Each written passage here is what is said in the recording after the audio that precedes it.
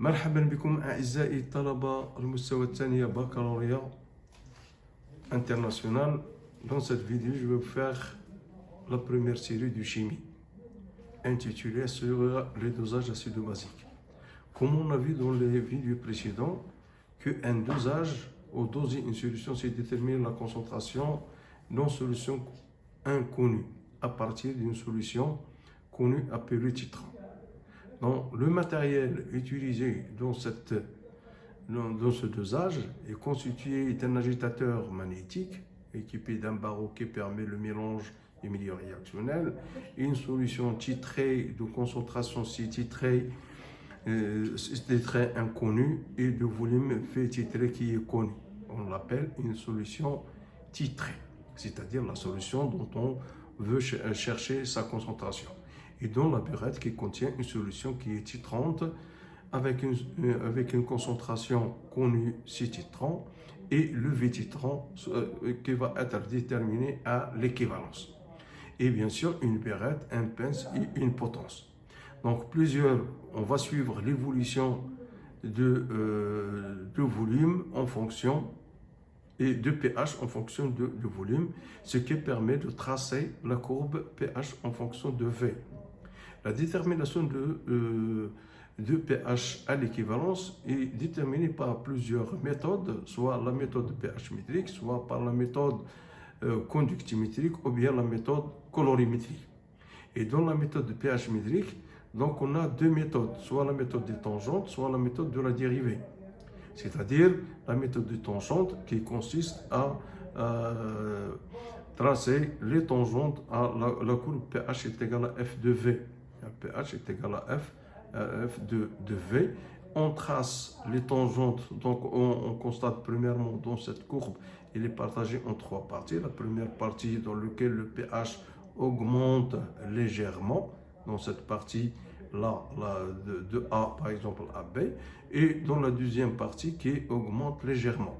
Mais dans cette partie-là, verticale, on constate que le pH subit une variation brusque de pH. Donc on trace les deux tangentes. La première méthode, c'est la méthode de tangente qui consiste à tracer les tangentes dans les points extrêmes, c'est-à-dire où on a une variation brusque, donc de part et d'autre de la courbe de variation. On trace les deux tangentes. La deuxième étape, c'est qu'on trace la perpendiculaire à ces deux droites, à ces deux tangentes. Et puis, on trace une droite équidistante à la droite perpendiculaire. Donc, le point d'intersection avec la courbe PHF de V et sa projection, ça permet de déterminer le volume à l'équivalence.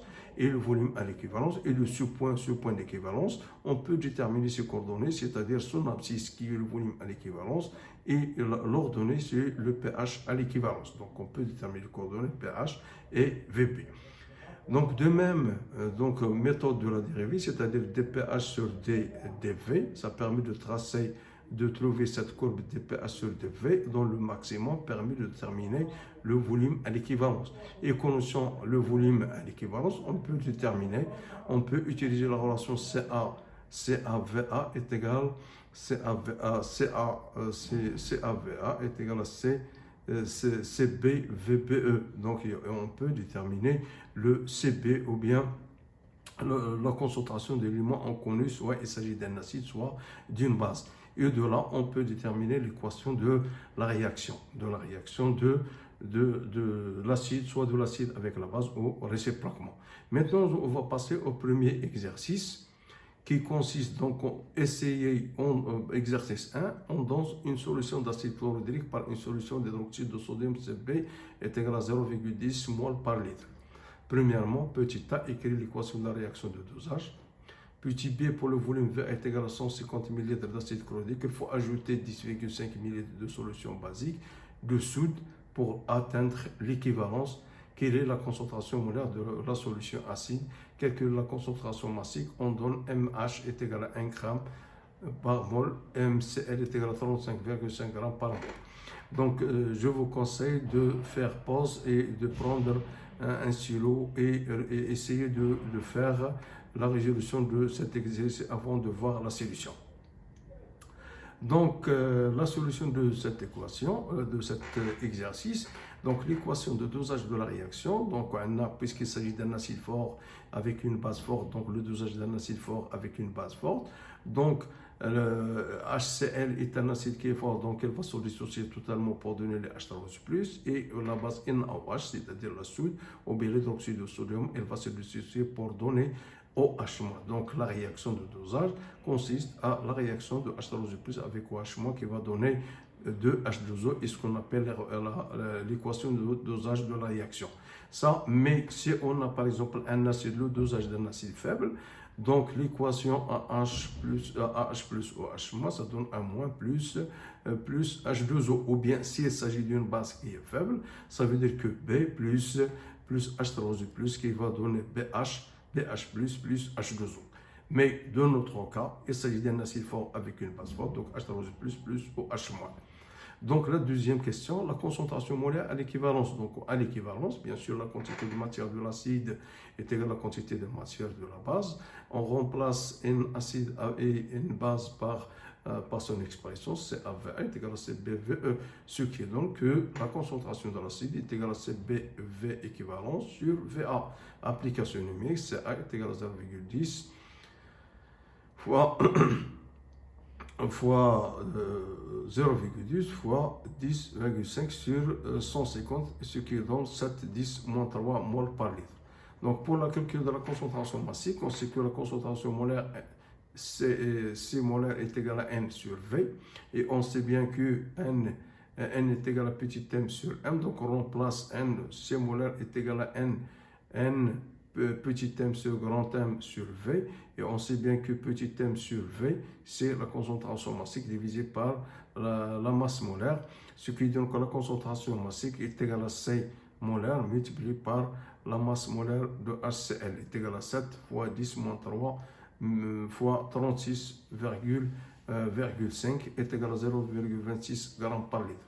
Donc c'est ça la concentration molaire, la concentration massique, la concentration à l'équivalence et l'équation globale. C'est ça, là, on passe au deuxième exercice.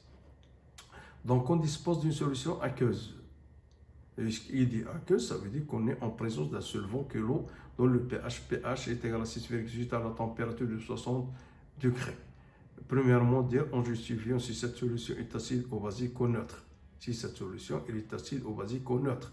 Calculer la concentration en ion oxonium et en ion hydroxyde dans cette solution. On donne le produit ionique de l'eau à la température 60 degrés, pKe est égal à 13. Donc on a vu que la température est une grandeur qui influe sur les constantes d'équilibre. Parmi ces constantes d'équilibre, c'est la constante d'ionisation de l'eau, c'est-à-dire le Ke. On a vu qu'à la température de 25 degrés, que pKe est égal à 14. Mais en augmentant la température, donc le pKe est égal à 13. À 60 degrés, pKe est égal à 13. Donc, dans la nature de la solution, donc à la température de 62 degrés, il faut montrer que s'il s'agit d'une solution, il s'agit d'une solution acide ou bien basique ou neutre. Donc, si on suppose que la solution est neutre, ça veut dire que la concentration de H3O+ est égale à la concentration de H-. Donc, le produit ionique dans ce cas sera alors, dans ce cas, que la concentration de H3O+ fois la concentration de H-, puisqu'on a la concentration de H3O+ est égale à la concentration de H-. Donc, ça veut dire que est égal à la concentration de H3O+ au carré est égal à Ke. Donc, la concentration de H3O+ est égale à la racine du Ke. Or, on sait bien que à T est égal à 60 degrés, on a pKe est égal à 13. Soit donc Ke est égal à 10 moins 13. Donc, on trouve alors que la concentration de H3O+ est égale à la racine de Ke, est égale à la racine de 10 moins 13, est égale à 10 puissance moins 6,5 mol par litre. De la solution est neutre. Si la solution est neutre, CpH est égal à 6,5 parce que à la température de 25 degrés, une solution est neutre, ça veut dire que le pH est égale à 7. Mais dans ce cas, puisque la température est 60 degrés, là, une solution est neutre, ça veut dire que le pH est égal à 6,5. Donc, une solution est neutre, pH est égal à 6,5. Supérieur à 6,5, ça veut dire basique. Inférieur à 6,5, elle est basique. Or, la solution SI de pH est égale à 6,7, supérieur à 6,5, à 60 degrés. Donc, là, une autre solution, il a un pH de 6,67. Alors, 6,7 est supérieur à 6,5. Ça veut dire qu'on déduit alors que cette solution est basique. Parce qu'il faut faire attention, parce que ce n'est pas toujours 7, mais il faut voir les conditions de température. À la température de pH est égale à 7, à la température de 25 degrés, que le pH est égal à 1,5 pKe est égal à 7. Mais à la température de 60 degrés, une solution est neutre pour un pH est égal à 6,5, une neutre. Mais on a la solution cherchée, la nature dira, elle a un pH de 6,7. Or, 6,7 est supérieur à 6,5, ça veut dire que le milieu il est acide. Si on a trouvé la solution inférieure, ça veut dire qu'il est acide. Mais dans notre cas, on a ce pH il est supérieur à 6,5, on déduit alors que cette solution elle est basique. Donc maintenant, on va essayer de déterminer la concentration de H3O+ et la concentration de H-. On sait bien que la concentration de H3O+ est égale à 10 moins pH. Or, on a la solution est égale à 6,7 pH. Donc la concentration de H3O+ est égale à 10 moins 6,7 mol par litre est égale à 2 fois 10 moins 7 mol par litre. Donc, il faut maintenant, une fois la concentration de H3O+ est déterminée, on peut déterminer la concentration de H-. Or, on a la concentration de H3O+ fois la concentration de H- est égale à KE est égale à 10 moins 13. Donc, ça veut dire que la concentration, d'après ce produit ionique, on peut déduire la concentration de H- est égale à 10 moins 13 sur la concentration de H3O+ est égale à 10 moins 13 sur 10 moins 6,7 est égal à 2, 10 moins 7 mol par litre. Et comme ça, on a déterminé la concentration de H3O+, déterminé la concentration de H- à partir de produits ioniques. Maintenant, je passe à l'exercice 3. Donc, on dissout 4,8 litres de chlorure d'hydrogène dans de l'eau distillée pour obtenir 16 litres de la solution. Qu'appelle-t-on cette solution? Donc, la solution dans laquelle on a l'eau solutée, c'est le chlorure d'hydrogène et le solvant, c'est l'eau distillée. Pour préparer un volume V est égal à 16 litres. Qu'appelle-t-on cette solution? Déterminer la concentration de cette solution. Deuxièmement, on utilise cette solution pour doser une solution d'hydroxyde de sodium en présence d'indicateurs colorés. La couleur de l'indicateur vert quand on verse 11,3 ml de la solution, titrant sur 15 ml de la solution titrée. Déterminer la concentration de l'acide hydroxyde de sodium. Donc, cette solution est appelée solution d'acide de l'acide chlorhydrique, puisqu'on a l'eau solutée, c'est l'acide chlorhydrique, et le solvant, c'est l'eau distillée. Donc la réaction, ou bien la solution, c'est une solution d'acide chlorhydrique. La concentration de cette solution, on sait que C est égal à N sur V, dans le cas des solides et des liquides, mais dans le cas de gaz, on a la quantité de matière N est égale à V de gaz sur le volume molaire. Or, dans les conditions normales de température et de pression, on a Vm est égal à 22,4 litres par mol. Donc, d'où N est égal à 4,8 sur 22,4 est égal à 0,2 mol. Donc, ECA est égal à N sur V. On a l'application numérique. Une fois trouvé la quantité de matière, je divise par le volume, c'est-à-dire 16 litres. Donc, ce qui donne que la concentration CA est égal à 12,5, 10 moins 3 mol par litre. Déterminons maintenant la concentration de l'acide à l'équivalence. Donc, à l'acide à l'équivalence, on a les quantités de matière de l'acide est égale à la quantité de matière de la base. Donc, ce qui est CbVBE est égal à CaVaVaE. Donc, Cb, donc la concentration de la base, Ca est égal à CaVaE sur Vb. Donc, Cb est égal à 12,5 fois 10 moins 3 fois 11,3 sur 15 est égal à 9,42 10 moins 3 mol par litre. Et comme ça, on a déterminé la concentration de la base, c'est-à-dire le dosage à l'équivalence et bien sûr la quantité de matière et la concentration de l'acide. Maintenant, je passe au dernier exercice, à exercice 4. on dissout du chlorure d'hydrogène gazeux dans l'eau. Et quelle est l'équation de la réaction exprimant la transformation totale de chlorure d'hydrogène dans l'eau? Quel est le nom de la solution obtenue? Calculer la conductivité d'une solution de concentration C est égal à 1,010-3 mol par litre à la température de 25 degrés. Quelle est la valeur de la conductance mesurée en moyenne du solide de constante K est égal à 80 m moins 1? On donne lambda H3 plus et la conductivité. Lambda de H3 plus est égal à 349,10 moins 4 Siemens mètre carré moins 1 et lambda CL moins est égal à 76,3 10 moins 4 Siemens mètre carré moins 1.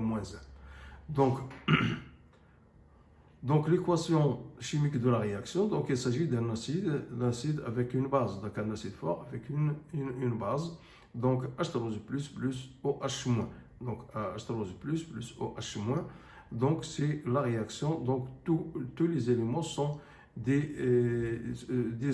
un acide fort et une base forte, c'est-à-dire HCl est un acide qui est fort et OH- c'est une base qui est forte, donc elle se dissocie totalement.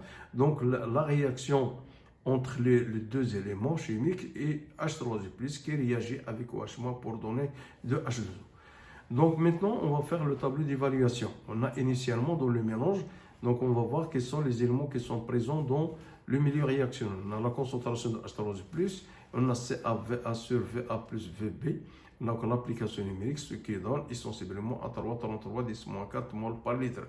Et la concentration de H- est égale à 7BVb, c'est-à-dire la quantité de matière, soit de l'acide, soit de la base, sur le volume total. Donc comme ça, on a déterminé la concentration de l'acide, c'est-à-dire de H3+ dans le milieu réactionnel et OH- dans le milieu réaction, c'est-à-dire la quantité de matière de la base sur le volume total, ce qui donne 6,67 10-5 mol par litre. Et bien sûr, on constate que la concentration de H3+ est supérieure à la concentration de OH-. Maintenant, soit YF, l'avancement volumique à l'état final. Donc maintenant, on va dresser le tableau d'avancement volumique. Donc la réaction, on a vu que entre l'acide chlorhydrique et la base H3+ plus OH- qui va donner de H2O. Donc état de système, on a l'avancement volumique, c'est-à-dire la concentration en mol par litre. Donc à l'instant T est égal à 0, on a 3,33 10-4 mol par litre de H3+, 6,67 10 6,67 10-5 mol par litre. Donc à l'état final, YF est égal à 3,33 10-4 moins YF et 6,67 10-5 YF. Et vous avez l'eau est un solvant, donc elle est en liquide. Donc on va maintenant déterminer la concentration effective à l'état final et à l'état final. Initialement, on a la concentration de H- est inférieure à la concentration de H3+, puisqu'on a la concentration de H3+ c'est 3,33 10-4 et on a la concentration de H- c'est 6,67 10-5 mol par litre. Donc, cela montre que le réactif limitant, donc le réactif limitant dans ce cas-là, c'est le OH-, c'est de la soude qui va partir en premier, c'est le réactif limitant. Donc, posons donc d'appeler le tableau 6,67 moins YF est égal à 0. Donc, puisque le H- est celui qui a la concentration la plus faible, donc c'est le réactif limitant. Donc, à l'état final, donc 6,67 10-5 moins YF est égal à 0. D'où YF est égal à 6,67 10-5. Donc, les concentrations sont alors. Donc, une fois trouvé YF, on peut déterminer la concentration des différents. Donc, pour l'ion hydroxyde, donc c'est le réactif limitant, ça veut dire la concentration H- est sensiblement égale à 0. Pour l'ion oxonium, la concentration de H3+, comme on l'a vu, est égale à 3,33. On remplace YF par son expression. 6,6 est égal, donc en faisant la différence, est égal à 0,26 mol par litre, est égal, on la convertit, puisque la concentration effective, il est exprimé en mètres cubes, donc on convertit le litre, puisqu'un litre est égal à 1 décimètre cube, donc pour le convertir en mètres cubes, on multiplie par 10 moins 3, donc ce qui donne que 0,266 mol par mètre cube. Mètre cube moins 3. Pour l'ion chlorure, donc c'est un réactif, c'est un ion indifférent, donc sa concentration n'intervient pas dans le milieu de réaction, donc il provient de la dissociation de HCl, donc la concentration de H3O+ initiale est égale à la concentration de Cl-, puisqu'il s'agit d'un ion indifférent, donc on le convertit de même en mètre cube. Donc, pour le sodium, il provient de l'acide. De l'acide, ça veut dire que la concentration de Na+ est égale à la concentration de H- et au H- initial, puisqu'il est un ion indifférent, donc il n'a pas réagi. Donc, il ne réagit pas. Donc, ça veut dire que sa concentration est égale à la concentration de H- initial, c'est-à-dire avant la réaction. Et on a trouvé que la concentration de H- est égale à 6,67 10-5 mol par litre et sensiblement égale à 0,0667 mol mètre cube moins 3.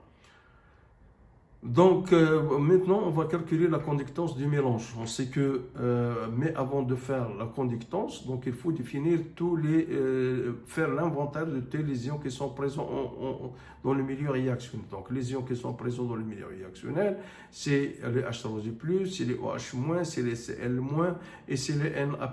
On a déjà déterminé la concentration de H3O+, on a déterminé la concentration de OH-, on a déterminé la concentration de Cl- qui est la concentration initiale de HCl, et on a déterminé la concentration de Na+, qui est la concentration initiale de NaOH, et on sait bien la constante. Donc on sait que sigma est égal à Kg, donc G est égal à sigma sur K. Donc on remplace avec les lambda, ce sont des données, lambda H3O+ fois la concentration de H3O+, plus lambda OH- fois la concentration de H-, plus lambda Cl- fois Cl-, plus lambda Na+, facteur de la concentration de Na+, le tout sur K, sur la constante de celui. Donc l'application numérique donne ce qui est donc que G est égal à 9,74 10-5 Siemens. Et je vous remercie pour votre attention.